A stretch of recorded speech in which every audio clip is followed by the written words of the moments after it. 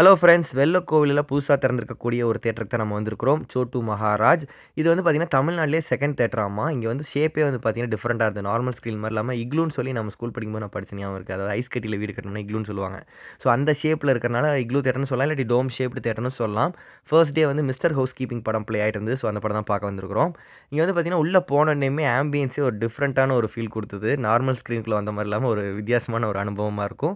And also screen சைஸுமே வந்து பார்த்தீங்கன்னா, normal theatre அளவுக்கு பெருசா இல்லாம கொஞ்சம் சின்னதா தான் இருக்கும். அந்த ஸ்க்ரீன் சைஸ்க்கு ஏத்த மாரி ஒரு சின்ன ப்ரொஜெக்டர்ல தான் ப்ளே ஆகும். பட் பிக்சர் குவாலிட்டி வைஸ் ஓகேவா இருந்தது. அண்ட் ஸ்க்ரீன் கொஞ்சம் கர்வ்டா இருக்குங்கிறதுனால ஸ்டார்ட்டிங்கில கொஞ்சம் எனக்கு உறுத்தலா இருந்தது. பட் படம் பார்க்க ஆரம்பிச்சதுக்கப்புறம் போக போக அது எனக்கு செட் ஆயிருச்சு. சவுண்டுமே அந்த டோம் ஷேப்ல உள்ள சுத்தியுமே வச்சிருந்தது வந்து ஓரளவுக்கு ஓகேஷா இருந்தது. ஃபைன். இங்க கேன்டீன்ல வந்து நெறைய ஃபுட் ஆப்ஷன் இருந்தது. பீஸா, பர்கர், பாப்கார்ன் காம்போஸ் எல்லாம். அதில ₹130 காம்போக்கு நான் வந்து popcorn, soft drinks plus 4 onion samosa வாங்கியிருந்தேன். இதுவே நீங்க தனியா வாங்குனீங்கன்னா, ஒரு பாப்கார்ன் ₹80ன்னு சொன்னாங்க. குவான்டிட்டி வைஸ் நெறையவே குடுக்குறாங்க. ஒர்த்து தான். அண்ட் இங்க வந்து அக்கோஸ்டிக்ஸ் எல்லாமே ரொம்ப டிஃபரெண்ட்டா இருந்தது. சுத்தியுமே வால்ஸ்லலாம் அந்த சவுண்டுக்கு நெறைய வச்சிருப்பாங்க போல. இங்கிருந்து பேசினோம்னா, அங்க ஒரு மாரி எக்கோ ஆகுற மாரி டிஃபரெண்ட்டா கேட்டுச்சு. நல்லா இருந்துச்சு. ஃப்ரெண்ட்ஸோட வந்து பேசி பாருங்க. அண்ட் இங்க வந்து சீட்டிங் எல்லாமே ரொம்பவே குஷன் நல்லா இருந்தது. ஸோ அது எனக்கு ரொம்ப புடிச்சது. அண்ட் படத்த வைஸ் சொல்லணும்னு கேட்டிங்கன்னா, ஃபர்ஸ்ட்டு ஒரு முக்காவாசி படம் வந்து எனக்கு சுத்தமா புடிக்கல. ஏன் ஒரு மாரி ஸ்டாக்கிங்காவே போகுது அப்படின்னு நெனச்சேன்.